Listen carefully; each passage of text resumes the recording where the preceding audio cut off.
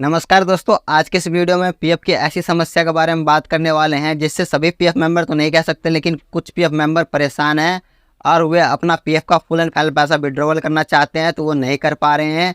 क्या समस्या है दोस्तों, इसका क्या समाधान है, पूरी जानकारी आप लोगों को वीडियो में देखने को मिलेगा, तो वीडियो को लास्ट तक जरूर देखें। और दोस्तों आपसे एक शिकायत है कि आप लोग वीडियो देख लेते हैं और चैनल को सब्सक्राइब नहीं करते हैं, तो दोस्तों चैनल को सब्सक्राइब कर लीजिए और साथ ही बेल आइकन के बटन को दबाकर ऑन कर लीजिए, ताकि दोस्तों जब भी हम ईपीएफओ से रिलेटेड कोई नया वीडियो अपने चैनल पर अपलोड करें तो उसका नोटिफिकेशन सबसे पहले आप लोगों तक पहुंच सके। चलिए दोस्तों बात करते हैं समस्या के बारे में। दोस्तों समस्या यह है कि मान लीजिए आप किसी कंपनी में 1 महीना 2 महीना या 1 साल या 2 साल या इससे अधिक काम करते हैं, जितने दिन भी काम किया हो आपने काम किया। काम करने के बाद दोस्तों किसी कारण से आप उस कंपनी को छोड़ देते हैं और छोड़ने के बाद क्या करते हैं कि नई कंपनी ज्वाइन करते हैं। और वहाँ पे क्या होता है कि बहुत सारी कंपनी क्या करती है, जब आप इंटरव्यू देते हैं, इंटरव्यू देने के बाद वहाँ पे जब आपसे इंटरव्यू आपका क्लियर हो जाता है और आपसे डॉक्यूमेंट्स मांगा जाता है और आप अपना डॉक्यूमेंट्स दे देते हैं, तो डॉक्यूमेंट्स देने के कुछ दिन बाद या उसी दिन आपका जो है मेंबर आईडी जनरेट कर दिया जाता है, नया मेंबर आईडी बना दिया जाता है। अब दोस्तों आप चाहे उस कंपनी में काम करें या ना करें, आपका एक मेंबर आईडी जनरेट हो गया है। अब बहुत सारे पीएफ मेंबर क्या करते हैं कि उस कंपनी में ज्वाइन तो कर लिया, लेकिन आपने डॉक्यूमेंट दे दिया, लेकिन वहाँ पे काम करने नहीं जाते हैं, या काम करने जाते भी जाए तो 1 दिन 2 दिन 3 दिन 4 दिन 5 दिन काम किया, उसके बाद कंपनी छोड़ दिया।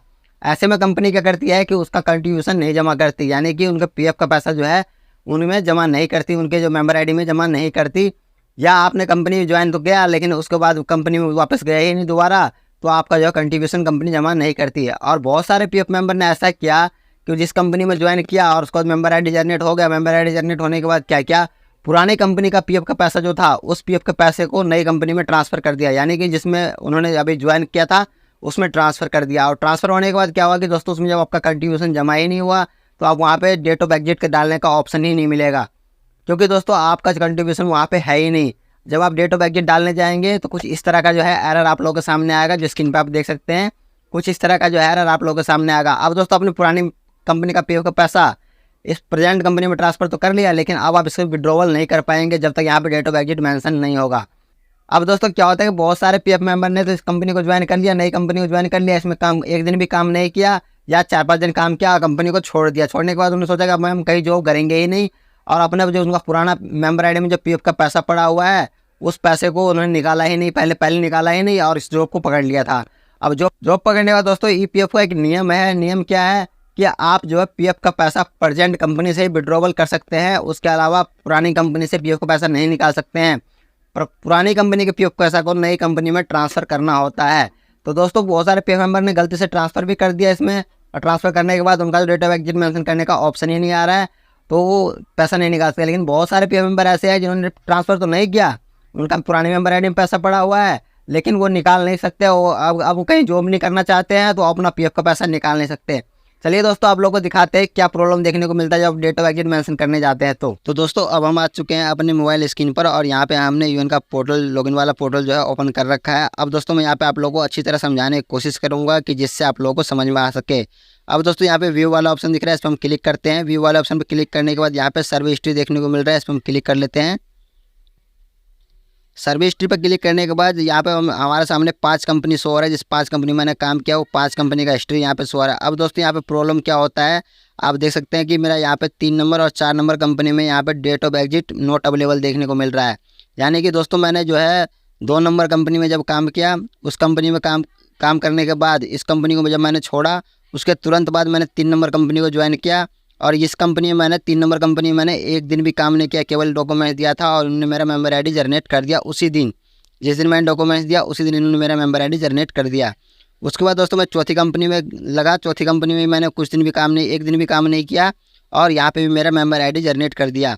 अब दोस्तों यहाँ मैं पूरा 2 नंबर वाली कंपनी का पीएफ पैसा मेरे को निकालना था, तो मैं नहीं निकाल सकता था क्योंकि इन दोनों में डेट ऑफ एग्जिट मेंशन नहीं था।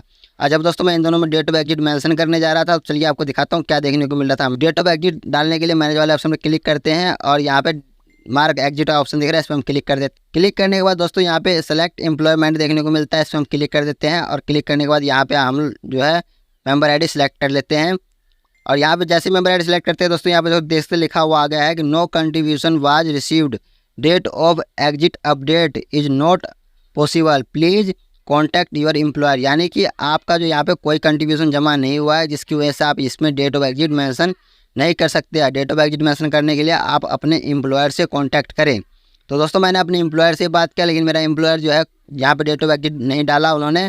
तो दोस्तों फिर मैंने क्या किया, इसका क्या समाधान किया, तो इसके लिए आपको चलिए फिर से दोबारा सर्विस वाले ऑप्शन में व्यू वाले ऑप्शन पर जाते हैं और सर्विस हिस्ट्री को दिखाते हैं। तो दोस्तों हम दोबारा से सर्विस हिस्ट्री पर आ चुके हैं और यहाँ पर देखिए 2 कंपनी मैंने जो डेट ऑफ एग्जिट मेंशन नहीं है उसका दोस्तों यहाँ 5वीं कंपनी देखते हैं। मैंने फिर दोबारा से 5वीं कंपनी ज्वाइन किया। 5वीं कंपनी ज्वाइन करने के बाद जो 2 नंबर कंपनी था उस कंपनी का पीएफ का पैसा मैंने इस 5वीं नंबर कंपनी में ट्रांसफ़र किया और इसमें डेट ऑफ एग्जिट डालकर कुछ दिन काम करने के बाद यहाँ पे डेट ऑफ एग्जिट डालकर और इससे पीएफ का फुल एंड फाइनल विड्रॉवल कर लिया। तो मेरा पीएफ का सारा पैसा निकल गया। तो दोस्तों अगर आपके साथ भी इस तरह से कोई प्रॉब्लम है तो आप भी क्या कर सकते हैं कि आप अगर कंपनी में काम नहीं करना चाहते तो एक कंपनी आप ज्वाइन कीजिए जिसमें 2 महीना 3 महीना 4 महीना काम करे और पुराने मेंबर आईडी का पैसा उसमें ट्रांसफ़र कर ले। उसके बाद उस कंपनी को छोड़ेंगे तो वहाँ पे डेट ऑफ एग्जिट मेंशन करने का ऑप्शन आ जाएगा। तो वहाँ पे डेट ऑफ एग्जिट मेंशन करके आप वहाँ से अपना पीएफ का फुल एंड फाइनल विड्रॉवल कर सकते हैं।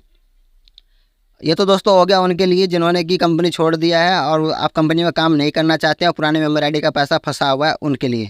अब दोस्तों क्या है कि बहुत सारे पीएफ मेंबर ने क्या किया है कि इस कंपनी को, जैसे कि मैंने 2 नंबर कंपनी में काम किया, इस कंपनी को छोड़ा, नई कंपनी ज्वाइन किया और ज्वाइन करने के बाद मेरा मेंबर आईडी जनरेट हो गया और क्या किया कि पुरानी मेंबर आईडी का पैसा जो है इसमें ट्रांसफ़र कर दिया 3 नंबर वाली में ट्रांसफ़र कर दिया और यहाँ पे हमारा कोई कंट्रीब्यूशन जमा ही नहीं हुआ है। तो यहाँ पे डेट ऑफ एग्जिट मेंशन करने का ऑप्शन ही नहीं मिलेगा और सारा पैसा ट्रांसफ़र होकर हमारा इसमें आ चुका है 3 नंबर मेंबर आईडी में। अब दोस्तों इनके साथ क्या प्रॉब्लम है कि अब इसमें डेट ऑफ एग्जिट मेंशन होगा नहीं तो नहीं तो पीएफ का पैसा ट्रांसफ़र कर पाएंगे और नहीं विड्रॉवल कर पाएंगे। ध्यान से सुनिएगा दोस्तों, नहीं तो आप पीएफ का पैसा ट्रांसफ़र कर पाएंगे और नहीं विड्रॉवल कर पाएंगे।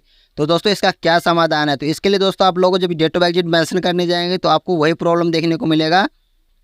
जब आप डेट ऑफ एग्जिट मेंशन करने जाएंगे तो आपको यही देखने को मिलेगा, no contribution was receive, date of exit update is not possible, please contact your employer. तो दोस्तों यहाँ बताया गया है कि अब यहाँ पे डेट ऑफ एग्जिट मेंशन नहीं कर सकते हैं। डेट ऑफ एग्जिट मेंशन करने के लिए आपको अपने एम्प्लॉयर से बात करना होगा।